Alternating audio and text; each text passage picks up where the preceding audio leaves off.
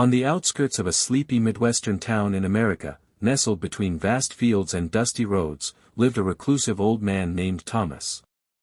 Widowed and childless, Thomas had grown weary of the world and its noise. For nearly a decade, his only companion had been a scruffy, golden-furred dog named Max, a stray he'd rescued on a stormy night. No one in town knew much about Thomas, except that he rarely came down from his hilltop cabin, and that Max never left his side. Max was no ordinary dog. His eyes shimmered with a quiet wisdom, and he carried himself with a patience and loyalty that seemed almost human. Every morning, he would sit by the window as Thomas drank his coffee, then follow him silently on his daily walk along the ridge. Their bond was forged not in words but in quiet companionship, the kind that speaks volumes without sound. Thomas wasn't always a recluse. Once, he was a celebrated war medic who had served bravely in Afghanistan, tending to wounded soldiers under fire. After returning home, he met and married a woman named Eleanor. They lived a simple yet beautiful life until tragedy struck. Eleanor was diagnosed with cancer and passed within a year. The grief hollowed Thomas out. He left his medical practice, sold their city home, and moved to the countryside, seeking solace in silence. It was in his lowest moment, sitting alone under a rainstorm, that he first saw Max, trembling, wet, hungry. The dog approached cautiously, and Thomas, without thinking, offered a piece of his bread. That small gesture sparked a bond that would become the center of his healing. Over the years, Thomas poured into Max all the affection he could no longer give another person. In turn, Max never left his side. During storms, he would curl at Thomas's feet. When nightmares came, Max would nuzzle him awake. The townfolk noticed the old man with the dog walking through the woods, but no one dared disturb their quiet world. One bitter winter evening, Thomas collapsed near the woods during their walk. A silent cry left his lips as his old knees gave way and the world blurred around him. Snow began to fall heavily, quickly erasing his footprints. Alone and fading fast, Thomas could barely muster a whisper, "Go, Max, help." Max stared at him for a moment, then did something he had never done before, he ran.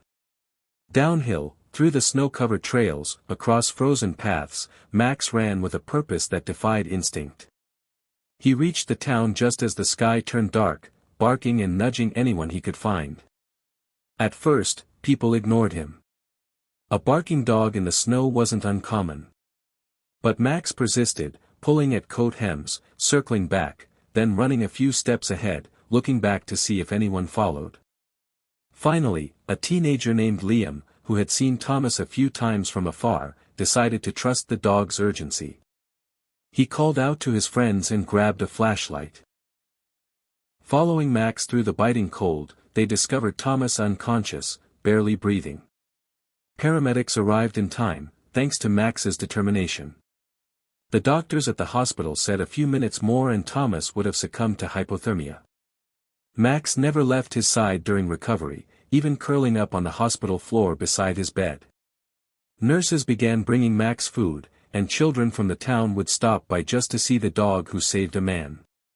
News of the rescue spread quickly. The town, once indifferent to the man on the hill, began to learn more about Thomas, his time as a war medic, his years of silent grief after losing his wife, his quiet acts of kindness to local shelters and orphanages done anonymously through the mail.